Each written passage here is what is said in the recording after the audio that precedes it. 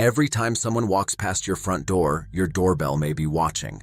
A delivery driver, a neighbor walking a dog, a child riding a bike, a car slowing down at the end of the street, someone you have never met.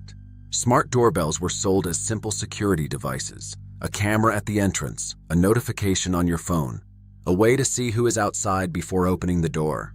That sounds reasonable, but the doorbell does not only see your front door, it sees part of the street. It sees the sidewalk, the driveway, nearby homes, passing vehicles, and the routines of everyone who moves through that small area. Now multiply that by thousands of homes. A single camera shows one narrow view, but a neighborhood filled with connected cameras can create something much bigger, a patchwork map of daily life. Not a perfect map, not a live movie watched by one person, but a growing record of movement, time, patterns, and behavior. Who arrives early every morning? Which car comes back late at night? Which house receives packages every week? When do the lights go off? When does someone leave for vacation? Most people are not thinking about those questions when they install a doorbell camera. They are thinking about package theft. They are thinking about safety. And to be clear, security cameras can help. They can show a missing package. They can record suspicious activity. They can give people peace of mind. The issue is not that a camera exists. The issue is what happens when private cameras become part of a much larger network of information. Because once video is stored, shared, searched, and connected, it stops being just a clip from your doorstep. It becomes data. And data has a way of traveling much farther than the place where it was created. Think about how much a camera can reveal without ever entering your home. It may not hear every conversation. It may not see every room, but it can still capture the rhythm of your life, your work schedule, your visitors, the days your children come home from school, the time you walk your dog, the friends who stop by, the car you drive, even the moments when nobody is home. A stranger does not need access to one camera for a full picture. They only need enough fragments. One camera records a car turning onto the street. Another captures it passing a driveway. A third shows it parking near a house. Each clip is small. Together they tell a story. This is how mapping works in the digital world. Not always through one giant system, but through many separate pieces that can be connected later. A location here, a timestamp there, a recognizable car, a face, a delivery label, a public post that confirms a name. The frightening part is how ordinary all of this can look. Nobody has to break into a system. Nobody has to wear a trench coat or hide in a van across the street. The data may already exist because people chose convenience, security, and connection. And again, that does not make smart doorbells evil. It means we need to be honest about the trade-off. Security technology often asks us to give up a little privacy in exchange for a little more certainty. Sometimes that trade is worth it. But we should still ask, privacy for whom?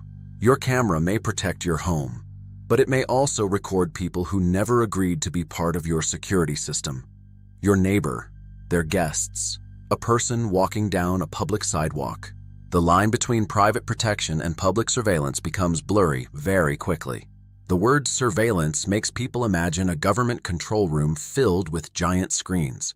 But modern surveillance can be quieter than that. It can look like a notification on a phone. It can look like a neighborhood chat group. It can look like a clip shared because someone thought a person looked suspicious. And sometimes those clips help solve real problems. Communities can warn each other about theft, missing pets, dangerous situations, or emergencies. But there is a risk when suspicion becomes entertainment. A person can be filmed doing something completely normal and then posted online with a dramatic caption. Does anyone know this guy? Why was she walking here? Watch this suspicious person. The video might show no crime at all. But once a face is connected to a fearful story, people start filling in the gaps themselves. And the internet is very good at turning uncertainty into accusation. Someone walking slowly may be looking for an address. Someone checking a phone may be waiting for a ride. Someone approaching a door may be a delivery worker, a neighbor, a repair technician, or a friend. But when cameras are everywhere, normal behavior can begin to look suspicious, simply because it was recorded. That changes how people are treated. It can lead to false accusations. It can lead to unnecessary police calls. It can turn a moment of confusion into a permanent online record. The technology is not deciding who is dangerous. People are. But the camera gives those decisions a sense of authority. A video feels like proof, even when it shows almost nothing. That is why context matters more than ever. A clip is not the whole story. A timestamp is not a motive. And a person captured by a smart doorbell is still a person. Not just an image to be analyzed, reposted, and judged. There is also a business side to this. Smart devices collect information because information has value. The more a company understands about how people use a device, the more it can improve services, build features, target products, and sometimes share information according to its policies and legal obligations. Most users never read every page of those policies.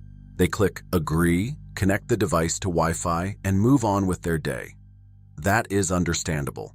Nobody wants to spend an hour reading legal language before installing a doorbell, but it means important choices are often made without real awareness.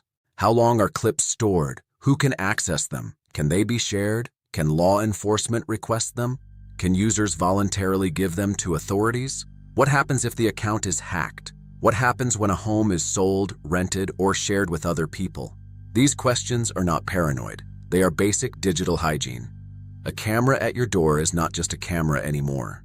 It is an internet-connected device linked to an account, a cloud service, a phone, and possibly other smart home systems. That makes it useful. It also makes it a target. The best approach is not to throw away every smart device and live in fear. It is to use technology deliberately. Turn on strong passwords. Use two-factor authentication. Review who has access to the account. Check your privacy settings. Limit unnecessary sharing. Delete old users when someone moves out. Small decisions can reduce a lot of risk. Because privacy is rarely lost in one dramatic moment. Usually, it disappears one convenient setting at a time. The future of surveillance may not arrive with one giant new law or one dramatic announcement. It may arrive quietly, one camera at a time. One doorbell, one driveway, one shared clip, one neighborhood map built from small pieces of everyday life. The question is not whether people deserve to feel safe in their homes. Of course they do. The question is whether safety has to mean recording everyone around us all the time. Technology should protect people without making every public moment searchable, shareable, and suspicious. That requires better rules from companies, better protections for data, more transparency about how footage is used, and more responsibility from the people holding the cameras. Before sharing a clip, pause. Before naming someone, pause. Before calling someone suspicious, ask what you actually know, because a camera can capture an image, but it cannot capture context.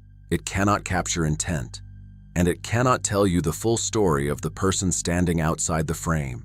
Your smart doorbell may help protect your home, but when thousands of them watch the same streets, they may also be building something else. A map of the neighborhood, a map of routines, and possibly a map of all of us.